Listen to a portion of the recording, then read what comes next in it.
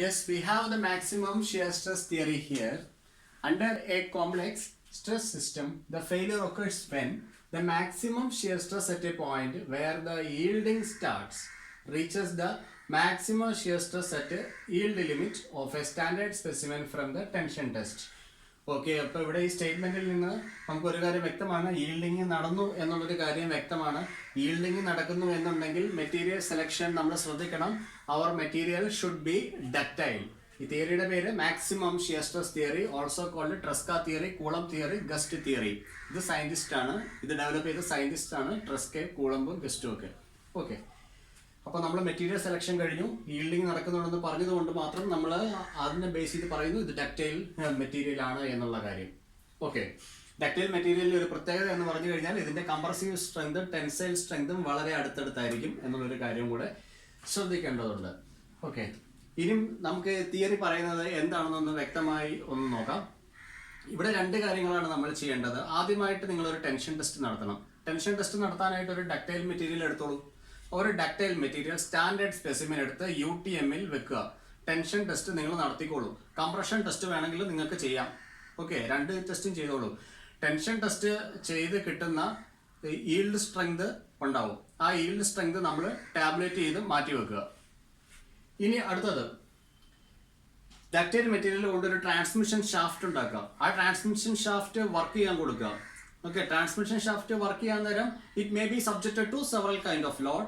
നമുക്ക് പറയാം torsional shear stress develop ചെയ്യുന്നുണ്ടാവും, ബെൻഡിങ് സ്ട്രെസ് ഡെവലപ്പ് ചെയ്യുന്നുണ്ടാവും. ഇതിൻ്റെയൊക്കെ റീസൺ എന്താണ്? ടോർഷണൽ മൊമെന്റും ബെൻഡിങ് മൊമെന്റും ഒക്കെ അതിനകത്ത് ആക്ട് ചെയ്യുന്നുണ്ടാവും. അപ്പോൾ അതൊരു കോംപ്ലിക്കേറ്റഡ് സ്ട്രെസ് സിസ്റ്റം ആയിട്ട് മാറി. അപ്പോൾ അങ്ങനെയുള്ള ഒരു കോംപ്ലിക്കേറ്റഡ് സ്ട്രെസ് സിസ്റ്റത്തിനകത്ത് ഒരു പർട്ടിക്കുലർ പോയിന്റിലെ മാക്സിമം ഷിയർ സ്ട്രെസ് നോക്കുക. എപ്പോഴാണ് നമുക്ക് അവിടെ ഈൽഡിങ് ഒക്കർ ചെയ്യാൻ സാധ്യതയുള്ള ഒരു പോയിന്റ്, ആ പോയിന്റിലെ മാക്സിമം ഷിയർ സ്ട്രെസ് എന്ന് പറയുന്നത് എപ്പോഴും ടെൻഷൻ ടെസ്റ്റിൽ നിന്ന് കിട്ടിയിരിക്കുന്ന ഈൽഡ് സ്ട്രെങ്തിനേക്കാളും താഴെയായിരിക്കണം, അല്ലെങ്കിൽ ഫെയിലിയർ ഒക്കർ ചെയ്യും.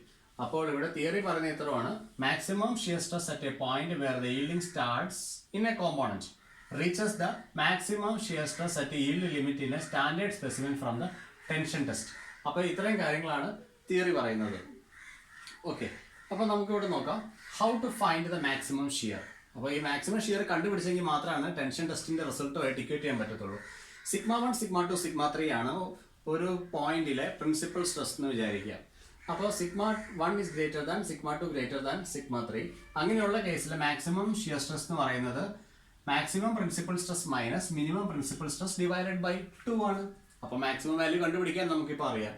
ശരി, ഇനി നമുക്ക് ജസ്റ്റ് സിമ്പിൾ എക്സാമ്പിൾ നോക്കാം. യൂണി ആക്സിയൽ ലോഡിങ്ങിന്റെ കേസിൽ ടോമാക്സ് എന്തായിരിക്കും? യൂണി ആക്സിയൽ ലോഡിംഗ് എന്ന് പറഞ്ഞാൽ സിഗ്മ 2, സിഗ്മ 3 നമ്മൾ എടുക്കേണ്ട കാര്യമില്ല, 0 ആയിരിക്കും. Only sigma 1 will exist. അപ്പോൾ tau max is equal to sigma 1 minus 0 divided by 2. അത് സിഗ്മ 1/2 ആണ്. അപ്പോൾ യൂണി ആക്സിയൽ ലോഡിങ്ങിൽ മാക്സിമം ഷിയർ സ്ട്രെസ് വരാൻ സാധ്യതയുള്ളത്. ഓക്കെ, അപ്പോൾ ഏതോ ഒരു ഡക്റ്റൈൽ മെറ്റീരിയൽ കൊണ്ട് ഉണ്ടാക്കിയിരിക്കുന്ന ഒരു കമ്പോണന്റ് വർക്ക് ചെയ്യുമ്പോൾ സിഗ്മ 1/2 ആണ് ടോമാക്സ് എന്ന് പറയുന്ന ഷിയർ സ്ട്രെസ് കിട്ടിയിരിക്കുന്നത്, മാക്സിമം ഷിയർ സ്ട്രെസ്. ഇനി അത് ടെൻഷൻ ടെസ്റ്റിലേക്ക് നമ്മൾ പോവുകയാണ്. അപ്പോൾ ഈൽഡ് പോയിന്റിൽ എത്തുമ്പോൾ സിഗ്മ 1 എന്ന് പറയുന്നത് എന്തായിരിക്കും? സിഗ്മ YT ആണ് എന്ന് വിചാരിക്കാം. കാരണം ഈൽഡ് സ്ട്രെസ് അറ്റ് ടെൻഷൻ, അതാണ് സിഗ്മ YT എന്ന് നമ്മൾ പറയുന്നത്. ഇനി കംപ്രഷൻ ടെസ്റ്റ് ചെയ്യാം. സിഗ്മ Y അറ്റ് YC എന്ന് വേണം അപ്പോൾ എഴുതാനായിട്ട്.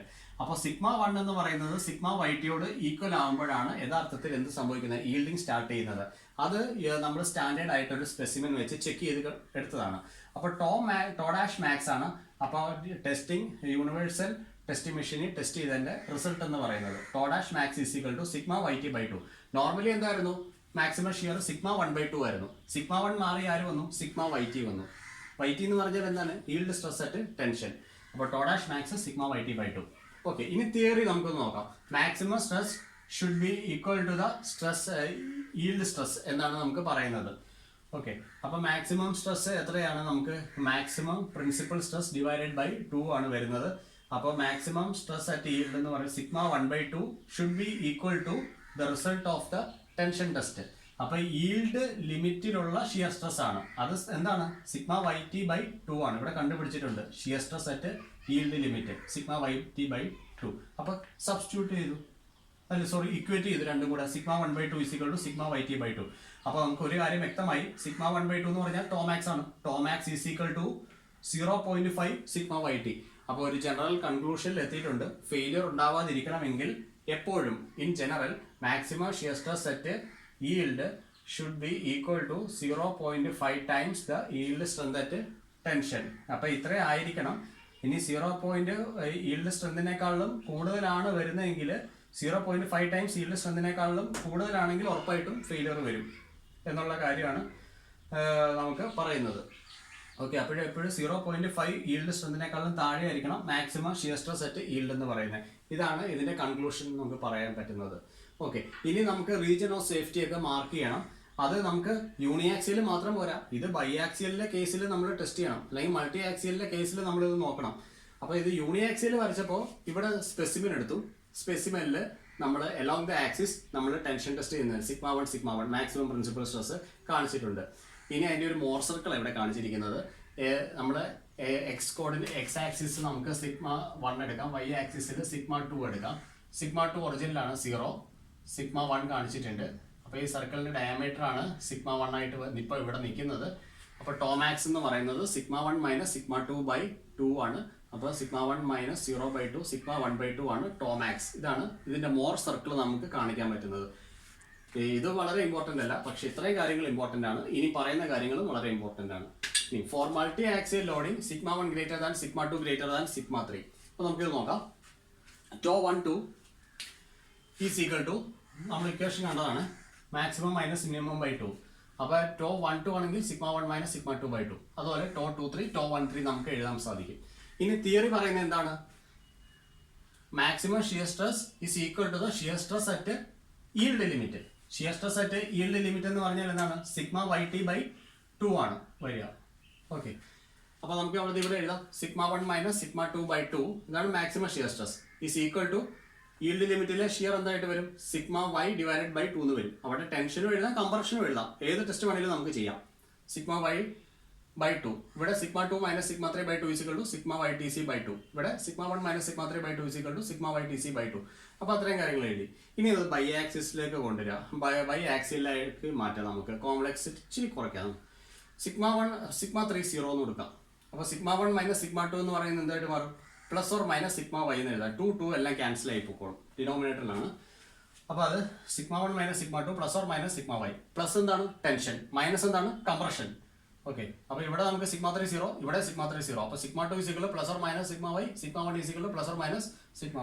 അപ്പോൾ ഇനി നമുക്കൊരു റീജിയൻ ഓഫ് സേഫ്റ്റി വേണം. മാക്സിമം ഷിയർ സ്ട്രെസ് ഒരു പർട്ടിക്കുലർ റീജിയനിൽ ആപ്ലിക്കബിൾ ആണ്. ആ പർട്ടിക്കുലർ റീജിയനകത്ത് ആണ് ഒരു പോയിന്റ് എങ്കിൽ ആ ഡിസൈൻ സേഫ് ആണ്.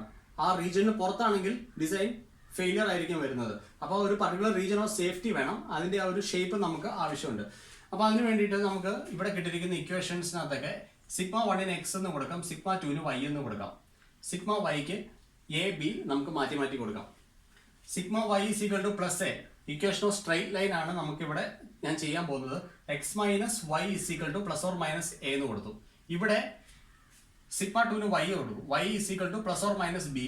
ഇവിടെ x is equal to plus or minus A എന്ന് കൊടുത്തു. അപ്പോൾ ഫസ്റ്റ് കേസ് നോക്കാം. First case σy minus y is equal to plus a എന്ന് കൊടുത്തു. അത് മീൻ ചെയ്യുന്ന ഇത്രേ ഉള്ളൂ. That will be a straight line. It will be a straight line. X intercept at A and Y intercept at minus B. X minus Y എന്ന് പറയും minus A ആണെങ്കിൽ X intercept minus എയിലും വൈ ഇന്റർസെപ്റ്റ് നമുക്ക് വരുന്നത് ബിയിലുമായിരിക്കും വരുന്നത്. ആ ഒരു കാര്യം നമ്മൾ മനസ്സിലാക്കി വെക്കണം. പിന്നെ ബാക്കി 3, 4, 5, 6 കേസസ് കഴിഞ്ഞ ലെക്ചറിൽ നമ്മൾ കണ്ടതാണ്. y equal to plus B എന്ന് പറഞ്ഞാൽ എന്താണ്? Line parallel to the X axis with Y intercept at B. X is equal to minus എന്ന് പറഞ്ഞാൽ എന്താണ്? Line parallel to the Y axis ആണ്. X is equal to minus A. അതിന്റെ X intercept എവിടെയാണ്? Minus എയിൽ. അപ്പോൾ അത്രയും കാര്യങ്ങൾ വെച്ചിട്ട് നമുക്ക് എന്ത് ചെയ്യാൻ പറ്റും? നമുക്ക് റീജിയൻ ഓഫ് സേഫ്റ്റി നോക്കാം.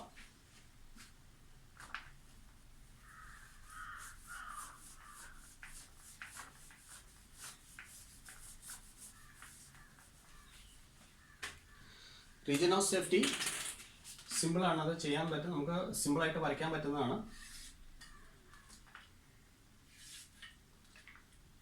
σ1 σ2 ആക്സിസ് കാണിക്കുക. σ1 σ2 ആക്സിസ്.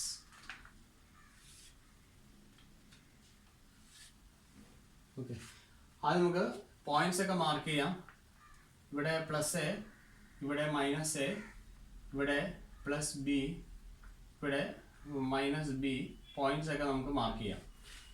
ഇനി ആദ്യത്തെ ലൈൻ നോക്കാം. X minus Y is equal to plus A ആണ്. എക്സ് ഇന്റർസെപ്റ്റ് എവിടെയാണ്?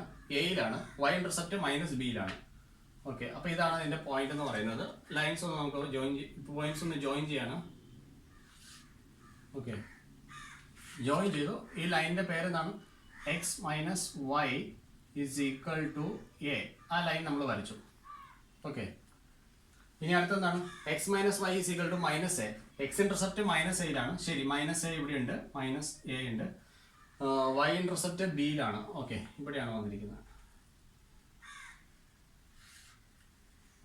അപ്പോൾ ഈ ലൈൻ നമുക്ക് എഴുതാം. X minus Y is equal to minus A line നമ്മൾ വരച്ചു. ഇനി അടുത്തെന്താണ്? Y equal to B. Y equal to B എന്ന് പറഞ്ഞു കഴിഞ്ഞാൽ അത് പാരലൽ ടു എക്സ് ആക്സിസ് ആണ് വരിക. വൈ ഈക്വൽ ടു ബി എന്ന് പറയുന്നത് ഇവിടെ എക്സിൻ്റെ വൈ ഇന്റർസെപ്റ്റ് എവിടെയാണ്? ബിയിലാണ്. വൈ ഈക്വൽ ടു ബി എന്ന് പറയുമ്പോൾ ആ ലൈൻ നമ്മൾ വരച്ചു. അപ്പോൾ ഇവിടെ ഈ ലൈന് വൈ ഈക്വൽ ടു ബി എന്ന് പറഞ്ഞ ലൈനാണ് ഇപ്പോൾ വരച്ചിരിക്കുന്നത്. ഇനി Y equal to minus B ആണ് വരയ്ക്കുന്നതെങ്കിൽ Y equal to minus B, ഇതാണ് Y equal to minus B വരയ്ക്കാൻ പറ്റുന്നത്.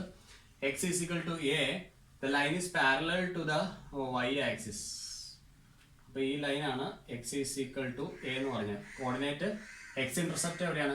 എയിലാണ് എസ് ഇന്റർസെപ്റ്റ് വരുന്നത്. ഇവിടെ ഒരു പോയിന്റ് കിട്ടി, ഇവിടെ ഒരു പോയിന്റ് ഉണ്ട്, ഇവിടെ ഒരു പോയിന്റ് ഉണ്ട്, ഇവിടെ ഒരു പോയിന്റ് ഉണ്ട്. ഇനി X is equal to minus A എന്ന് പറയുമ്പോൾ parallel to Y axis, X intercept minus എയിലാണ് വന്നിരിക്കുന്നത്. അപ്പോൾ നമുക്കിവിടെ ജോയിൻ ചെയ്യാം. A, B, C, D, E, F. ഇതെന്ന് പറയുന്നത് എന്താണ്? ഹെക്സഗൺ ആണ്. അപ്പോൾ നമുക്കിവിടെ കിട്ടിയിരിക്കുന്നത് റീജിയൻ ഓഫ് സേഫ്റ്റി എന്ന് പറയുന്നത് നമുക്കിവിടെ ഹെക്സഗൺ ആണ് വന്നിരിക്കുന്നത്. ഇനി നമുക്ക് ഇവിടെ എഴുതാം. ഇഫ് എ പോയിന്റ് പി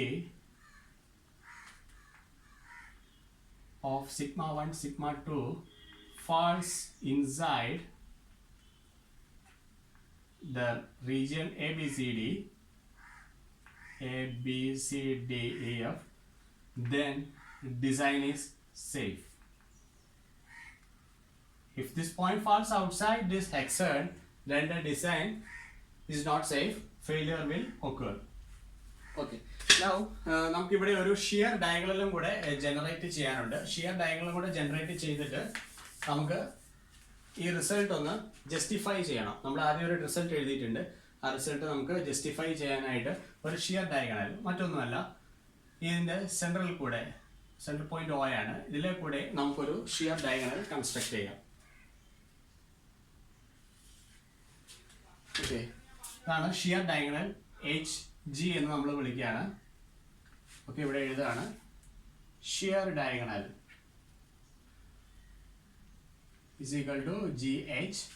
ഇവിടെ ഒരു പ്രത്യേകതയുണ്ട്. At the shear diagonal sigma 1 by sigma 2 is equal to -1. ഇത് സ്ലോപ്പ് ആണ് ഈ പറഞ്ഞിരിക്കുന്നത്. Okay, sigma 1 by sigma 2 is equal to -1. അപ്പോൾ നമുക്ക് എഴുതാവുന്ന ഒരു കാര്യമാണ് sigma 1 is equal to minus sigma 2 എന്ന് നമുക്ക് എഴുതാൻ പറ്റും. അത് ഷിയർ ഡയഗണലാണ്. ഷിയർ ഡയഗണലിനെ നമ്മൾ വിളിക്കുന്ന മറ്റൊരു ഷിയർ ഡയഗണലിൽ ഒരു പ്രത്യേകതയുണ്ട്. ഇവിടെ സ്റ്റേറ്റ് ഓഫ് പ്യുവർ ഷിയർ ആണ്. State of pure shear implies sigma 1 is equal to minus sigma 2 is equal to tau 1 2. അപ്പോൾ സ്റ്റേറ്റ് ഓഫ് പ്യുവർ ഷിയർ ആണെന്ന് മനസ്സിലായി. ഇനി നമുക്ക് നോക്കാം. G എന്ന് പറഞ്ഞ ഒരു പർട്ടിക്കുലർ പോയിന്റ് ഉണ്ട്. ഇതിന്റെ ബോർഡറിലാണ് G എന്ന് പറയുന്നത്. അപ്പോൾ ഈ G എന്ന് പറയുന്നത് ലിമിറ്റിംഗ് വാല്യൂ ആണ്. G എന്ന് പറയുന്നത് ലിമിറ്റിംഗ് വാല്യൂ ആണ്. ഇതിന്റെ ബോർഡറിലാണ്. അപ്പോൾ നമുക്ക് നോക്കാം. G എന്ന് പറയുന്നത് where is actually G coming? Intersection of this diagonal with the line x minus y is equal to a. G occurs in intersection of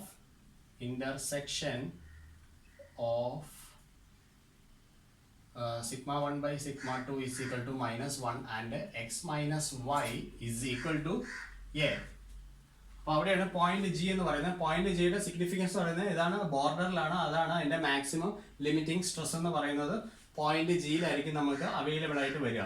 അപ്പോൾ നമുക്ക് ഇവിടെ എഴുതാം x minus y is equal to a എന്ന് പറഞ്ഞു കഴിഞ്ഞാൽ sigma 1 minus sigma 2 is equal to sigma y t എന്നല്ല അതിന്റെ meaning. നമ്മൾ അങ്ങനെയല്ല ഇവിടെ സബ്സ്റ്റിറ്റ്യൂഷൻ കൊടുത്തിരിക്കുന്നത്. സിഗ്മ വൈക്ക് നമ്മൾ എന്താണ് കൊടുത്തിരിക്കുന്നത്? സിഗ്മ വൈക്ക് നമ്മൾ കൊടുത്തിരിക്കുന്നതാണ് എ എന്ന് കൊടുത്തിരിക്കുന്നത്. എക്സിന് പകരം സിഗ്മ 1, വൈക്ക് പകരം സിഗ്മ 2. അത് നമ്മൾ തിരിച്ചങ്ങോട്ട് കൊടുത്തു. എന്നിട്ട് സബ്സ്റ്റിറ്റ്യൂട്ട് ചെയ്യാണ്. സിഗ്മ 1ന് ഇസിക്വൽ ടു മൈനസ് സിഗ്മ 2. അങ്ങനെയാണ് സിഗ്മ 2 എന്ന് പറഞ്ഞാൽ മൈനസ് സിഗ്മ 1 ആണ്. അതിവിടെ നമ്മൾ കൊടുക്കുകയാണ്.